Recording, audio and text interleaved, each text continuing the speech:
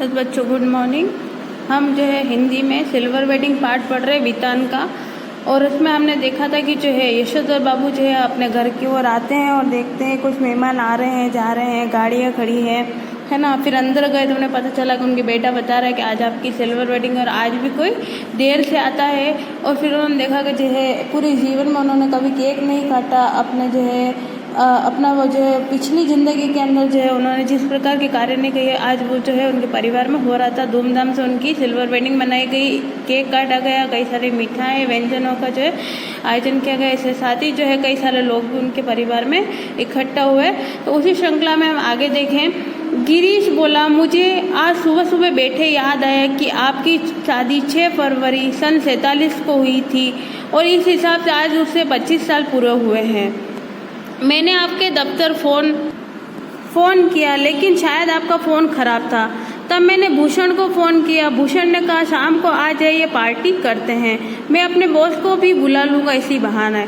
तो जो है अब गिरीश जो उनका भतीजा था ना, वो उनसे कह रहा है कि भाई जो है उन्होंने उसको अचानक से याद आया कि भाई आपकी शादी हुई थी और आज 25 साल की है। फिर उन्होंने जो है यशोधर बाबू को फ़ोन किया, पर यशोधर बाबू के ऑफिस का फ़ोन ख़राब था। तो उन्होंने किसे फ़ोन कर लिया, भूषण को फ़ोन किया और भूषण ने कहा कि भाई शाम को आ जाइए, आपको जो है पार्टी हम जो करते हैं। गिरीश यशोधर बाबू की पत्नी का चचेरा भाई है, बड़ी कंपनी में मार्केटिंग मैनेजर है और इसकी सहायता से यशोधर बाबू के बेटे को अपने यहाँ संपन्न साला समहाउ भयंकर ओछाट यानी ओछेपन का धनी मालूम होता है। उन्हें लगता है कि इसी ने भूषण को बिगाड़ दिया है। कभी कहते हैं ऐसा तो पत्नी बरस पड़ती है, जिंदगी बना दी तुम्हारे 2nd क्लास BA बेटे की, कहते तो हो बिगाड़ दिया। और अब जो है यशोधर बाबू की जो पत्नी है वो गिरीश उनका चचेरा भाई है और वो बड़ी कंपनी में क्या है मार्केटिंग मैनेजर। और उसी ने जो है यशोधर बाबू का जो बेटा था भूषण, उसको जो है अपने यहाँ पर नौकरी पर रखा है। लेकिन यशोधर बाबू कहते हैं कि जो है इसने अपनी तरह ही यानी गिरीश की तरह ही हमारे बेटे को जो बिगाड़ दिया है और ओछा बना दिया है। लेकिन जो है यशोधर बाबू की पत्नी जो है कह रही है कि जो है तुम्हारा BA जो 2nd क्लास जो है BA जो पास बेटा है उसकी इसने क्या करती है ज़िंदगी बना दी है और तुम कहते हो कि उसने जो है अपनी ज़िंदगी बिगाड़ दी है। तो इसी प्रकार जो है पति पत्नी के बीच में कटास चल रहा है। भूषण ने अपने मित्रों सहयोगियों का यशोधर बाबू से परिचय कराना शुरू किया।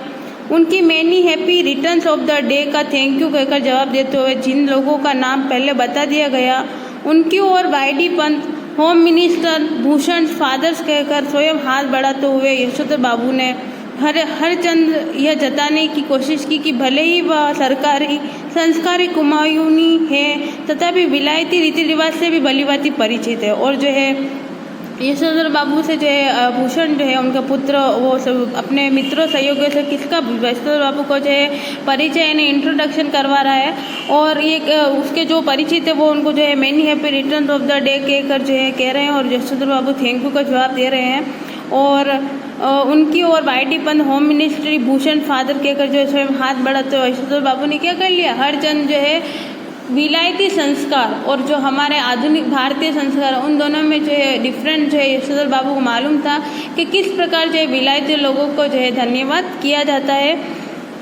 किशनदा कहा करते थे कि आना सब कुछ चाहिए, सीखना हर एक की बात ठहरी, लेकिन अपनी छोड़नी नहीं हुई। टाई सूट पहनना आना चाहिए, लेकिन धोती कुर्ता अपनी पोशाक है यह नहीं भूलना चाहिए। और यशोधर बाबू जो है मन में किशनदा की हर बातों को जो है स्मरण करते हुए जो है कह रहे हैं कि जो है किशनदा कहते थे कि हमें सब कुछ आना चाहिए, कि भाई हमें लैंग्वेज भी आनी चाहिए, हमें अपने संस्कार भी आना चाहिए और जो दुनिया है उसके तालमेल में जो चीज़ें चल रही वो भी आनी चाहिए। तो उसी प्रकार जो है वो कुछ बातों को उदाहरण दे कि भाई टाइट सूट भी पहनना आनी चाहिए, लेकिन धोती कुर्ता जो हमारी भारतीय पोशाक है उसे पहनना भी हमें आना चाहिए, उसे पहनना हमें नहीं भूलना चाहिए। तो जो अभी रीति रिवाज है ना, जो भारतीय और संस्कारी रीति रिवाज वो तो आने चाहिए, इसके साथ जो हमारी दुनिया में जो चल रहा है वो सब कुछ भी हमें आना चाहिए, उसमें कोई बुराई नहीं है। अब बच्चों ने एक और विलायती परंपरा के लिए आग्रह किया। यशोधर बाबू अपनी पत्नी के साथ केक काटे। घरवाली पहले थोड़ा शर्माई, लेकिन जब बेटी ने हाथ खींचा तब उसे केक के पीछे जा खड़ी होने में कोई हिचक न हुई। वहीं से उसने पति को भी पुकारा और जो अब केक काटने का दिन आया कि भाई दोनों की मैरिज एनिवर्सरी है, शादी की सालगिरह है, सिल्वर वेडिंग है, 25 साल है, तो दोनों को जो है केक काटने के लिए आग्रह किया। तो जो है यशोधर बाबू को भी बुलाया गया और पत्नी थोड़ा शर्मा कर जो है वो भी केक काटने के लिए हिचक से जो है उनके पीछे जाकर खड़ी हो गई और जो है मुस्कुराने लगी और वहीं से जो है यशोधर बाबू को भी वो पुकारने लगी। आगे देखिए, यशोधर बाबू को केक काटना बचकानी बात मालूम हुई। बेटी उन्हें लगभग खींच कर ले गई। यशोधर बाबू ने कहा, somehow I don't like all this। और जो यशोधर बाबू ने कहा कि ये सब मुझे पसंद नहीं है, लेकिन एनीवे उन्होंने केक काट ही दिया। गिरीश ने उनकी यह अनमनी किंतु संतुष्ट छवि कैमरे में कैद कर ली। और जो है अब जो गिरीश था, उनकी पत्नी का जो भाई, चचेरा भाई, उसने क्या कर लिया, केक काटते हुए जो है उन्होंने केक काटा। यशोधर बाबू और उनकी पत्नी ने उसकी जो है तस्वीर जो है उन्होंने अपने कैमरे में कैद कर ली। अब पति पत्नी से कहा गया कि वे केक से मुंह मीठा करें एक दूसरे का। पत्नी ने खा लिया मगर यशोधर बाबू ने इनकार कर दिया। उनका कहना था कि मैं केक खाता नहीं, इसमें अंडा पड़ा होता है।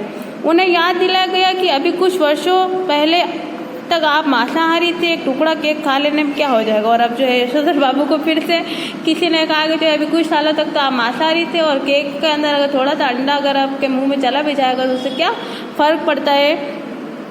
लेकिन वह नहीं माने। तब उनसे अनुरोध किया गया कि लड्डू ही खा ले और जो है मीठा मुंह कराने के लिए जो है अगर केक नहीं खाना है तो लड्डू ही खा ले, ऐसा उनसे जो है विनती की गई।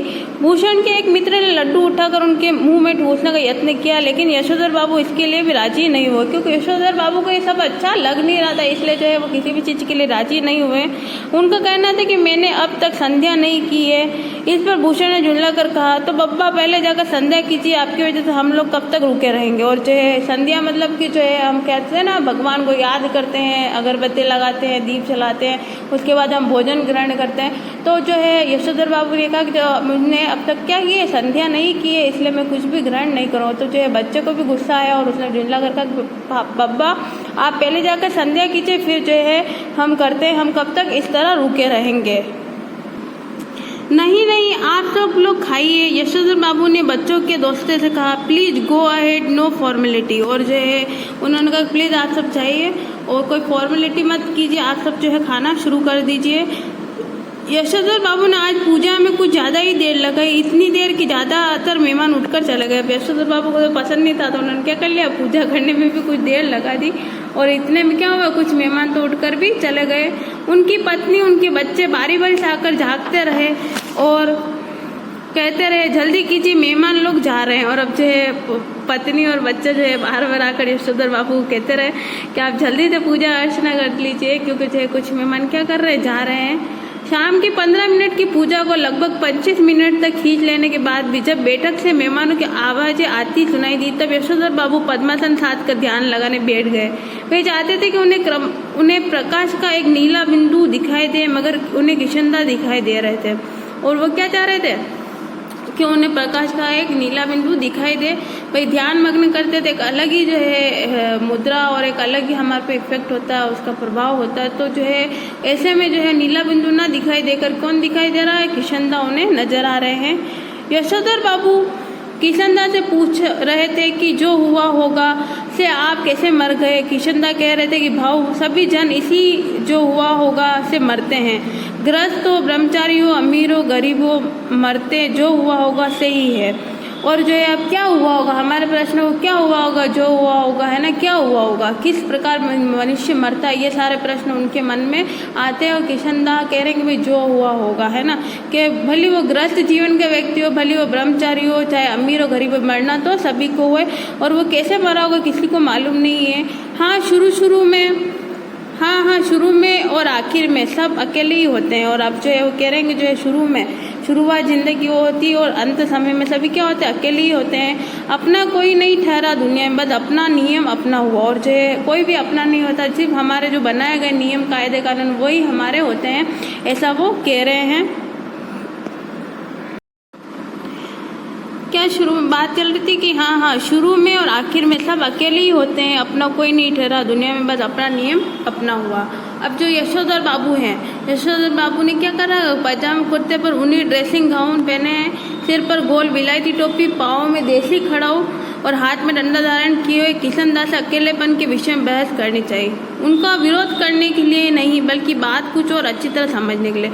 अब उन्होंने हुलिया अपना कैसा बनाया दिमाग में कि जिस प्रकार किशनदा पहना करते थे वैसे सब कुछ जो है उन्होंने कपड़े वपड़े पहन लिए और जो है वो किशनदा से क्या करने लगे, अकेलेपन के विषय में क्या करने, बहस नहीं करना चाहते थे, बल्कि उसके विरोध करने के बजाय वो क्या करना चाहते थे, उसको अच्छी तरह समझ चाहते थे कि भाई अकेलापन किस प्रकार होता है। हर रविवार किशनदा शाम को ठीक 4 बजे यशोधर बाबू के घर आया करते थे। उनके लिए गर्मा गर्म चाय बनवाई जाती थी। उनका कहना था कि जिसे फूंक मारकर ना पीना पड़े वह चाय कैसी। चाय सुलगते हुए किशनदा प्रवचन करते थे और यशोधर बाबू बीच बीच में शंकाएं उठाते थे। और अब जो है किशनदा हर रविवार यानी संडे के दिन क्या जाते थे, यशोधर बाबू के घर जाते थे, चाय पिया करते थे और फिर मजाक भी कर लिया करते थे बीच बीच में कि जो है चाय अगर गर्म ना हो और हम फूंक मार के नहीं पिए तो ऐसी चाय किस काम की है ना। और फिर जो है वहाँ पर जो है किशनदा उनके घर पर जो है प्रवचन भी दिया करते थे और बीच बीच में यशोधर बाबू जो है शंकाएं उठाया करते थे, यानी कि कई सारे प्रश्न उनसे करा करते थे। आगे देखिए, यशोधर बाबू को लगता है कि किशनदा आज भी मेरा मार्गदर्शन कर सकेंगे और बता सकेंगे कि मेरी बीवी बच्चे जो कुछ भी कर रहे हैं उसके विषय में मेरा रवैया क्या होना चाहिए, है ना। अभी भी किशनदा जो है अपने परिवार, किशनदा की सलाह से ही वो जो है यशोधर बाबू अपने परिवार को सुलझाना चाहते हैं कि वो जिस प्रकार उसकी बीवी बच्चे कर रहे हैं क्या उनका रवैया किशनदा से पूछ रहे हैं कि जो है मेरा रवैया उनके प्रति कैसा होना चाहिए या उनका रवैया मेरे प्रति कैसा होना चाहिए।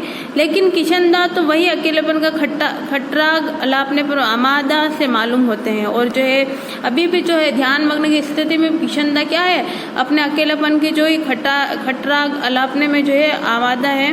कैसी बीवी, कहाँ के बच्चे, यह सब माया ठहरी और यह जो भूषण आज इतना उछल रहा है वह भी किसी दिन इतना ही अकेला और असहाय अनुभव करेगा जितने कि आज तू कर रहा। और जो है सपने में जो है किशनदा ये कह रहे हैं भाई काय की बीवी, कैसे बच्चे, कुछ नहीं, सब अकेलापन ही है। और भूषण जो उनका बेटा है जिसके कारण वो चिंतित है यशोधर बाबू, तो एक दिन जो है ऐसा समय आएगा कि वो भी क्या अपने आप को अकेला और असहाय महसूस करेगा।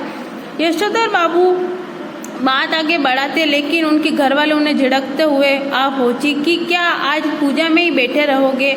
यशोधर बाबू आसन से उठे और उन्होंने दबे स्वर में पूछा, मेहमान गए? पति ने बताया कुछ गए और कुछ है। उन्होंने जानना था कि कौन कौन है। आश्वस्त होने पर कि सभी रिश्तेदार ही हैं, वह उसी के लाल गमछे में बैठक में चले गए जिसे पहनकर वह संध्या करने बैठे थे। यह गमछा पहनने की आदत थी उन्हें किशनदा से विरासत में मिली और उनके बच्चे इसके सख्त खिलाफ हैं। और अब जो है उन्होंने पूछा कि भाई मेहमान चलेगा, तो उन्होंने पत्नी ने कहा भाई कुछ मेहमान चलेगा और जो मेहमान बचे हैं वो सब रिश्तेदार हैं। तो जो जिस हुलिये के अंदर यशोधर बाबू ध्यान मग्न कर थे गमछा पहनकर, उसी हुलिये के अंदर वो क्या है अपने जो है जो जहाँ पर मेहमान है इकट्ठा वहाँ पर चले गए। लेकिन उनको पत्नी और बच्चों को इस प्रकार का जो है उनका वेशभूषा धारण करना पसंद नहीं था। Everybody gone, party over. और जो है वो कहने लगे कि एवरीबडी गॉन यानी कि सब चले जाओ, पार्टी क्या हो गई, खत्म हो चुकी है। यशोधर बाबू ने मुस्कुराकर अपनी बेटी से पूछा, अब गोया गमछा पहने रखा जा सकता है। और जो है उसने यशोधर बाबू की बेटी और बच्चों को जो है दूसरे बेटों को सबको ऑब्जेक्शन था इस बात के लिए कि भाई गमछा पहनना अच्छी बात नहीं है। तो उन्होंने अपनी बेटी की तरफ भी मुस्कुरा कर कहा कि भाई आप सब जने जो है चले गए, अब मेरा गमछा पहनना जो है तुम्हें जो है गमछा पहने रखा जा सकता है। उनकी बेटी झल्लाई, लोग चले गए इसका मतलब ये थोड़ी है कि आप गमछा पहनकर बैठक में आ जाए। बब्बा यू आर द लिमिट। और जो है वो उनको लिमिट सिखाने लगी कि भाई गमछा पहनना थोड़ी है सही है कि सब चले गए, तो इसका मतलब क्या है कि गमछा पहन के आप जो है लोन में आ जाएंगे। बेटी हमें जिसमें सज आएगी वही करेंगे, तुम्हारी तरह जीन्स पहनकर हमें तो सज आती नहीं। और जो है वो यूँ कह रहे कि भाई मुझे जिसमें अच्छा लगेगा मैं वही पहनूंगा, तुम्हारी तरह जीन्स पहनकर थोड़ी मुझे अच्छा लगता है। यशोधर बाबू की दृष्टि मेज पर रखे कुछ पैकेट पर पड़ी, बोले ये कौन भूले जा रहा है। भूषण बोला आपके लिए प्रेजेंट है, खोलिए ना। और अब जो है यशोधर बाबू ने मेज की तरफ देखा तो भाई गिफ्ट पड़े होंगे और उन्होंने कहा शायद कोई भूल गया, तो ये कौन भूल गया है। तो उनका बेटा भूषण कह रहा है कि भाई आपके लिए क्या है, सरप्राइज प्रेजेंट है, इसे खोले। इस रूम में क्या हो रहा है, प्रेजेंट वर्जन, तुम खोलो, तुम ही इस्तेमाल करो, कहकर शर्मिली हंसी हंसे। और वो जो है प्रेजेंट कुछ नहीं होता क्योंकि उनके ख्याल सब कुछ पुराने थे, तो ये कुछ भी नहीं होता। ये सोच रहे थे कि तुम ही खोल लो, तुम ही इसको इस्तेमाल करो। भूषण सबसे बड़ा पैकेट उठाकर उसे खोलते हुए बोला, इसे तो ले लीजिए, यहाँ मैं आपके लिए लाया हूँ। उन्हें ड्रेसिंग गाउन है। आप सवेरे जब दूध लेने जाते हैं बब्बा पुलोवर पहन के चले जाते हैं, बहुत ही बुरा लगता है। आप इसे पहन के जाया कीजिए। और जो है बड़ा वाला वो जो है गिफ्ट उठा के लाया, और उस गिफ्ट में अपने पिता के लिए वो क्या लाया, उन्हीं की ड्रेसिंग गाउन लाया। और वो कहने लगा कि जब आप दूध लेने जाते हैं सवेरे तो आप वो फटा हुआ पुलोवर पहन के जाते हैं तो वो अच्छा नहीं लगता, तो आप जो है इसे पहनकर जाया कीजिए। बेटी पिता का पजामा कुर्ता उठा लाई कि इसे पहनकर गाउन पहने। थोड़ा सा नानुज करने के बाद यशोधर जी ने इस आग्रह की रक्षा की। गाउन का शेष कसते हुए उन्होंने कहा, अच्छा तो ठहरा ड्रेसिंग गाउन। और जो है फिर यशोधर बाबू ने थोड़ा अनमने मन से क्या कर लिया, अपने बच्चों के जो भी गिफ्ट लाए गए थे उसको स्वीकार कर लिया। उन्होंने कहा, और उनकी आंखों की कोर में जरा सी नमी चमक गई, और जो है थोड़ा सा उनको अजीब सा लगा कि उनका मन जो है रुआ सा हो गया, और आंखों के में जो है आंसू से आने लगे। यह कहना मुश्किल है कि इस घड़ी में उन्हें यह बात चुभ गई कि उनका जो बेटा यह कह रहा है कि आप सवेरे ड्रेसिंग गाउन पहनकर दूध लेने जाया करते हैं, वह यह नहीं कह रहा है कि दूध में ला दिया करूँगा। यह क्या कि इस गाउन को पहनकर उनके अंगों में वो खिशंदा उतर आया है, जिसकी मौत जो हुआ होगा से हुई।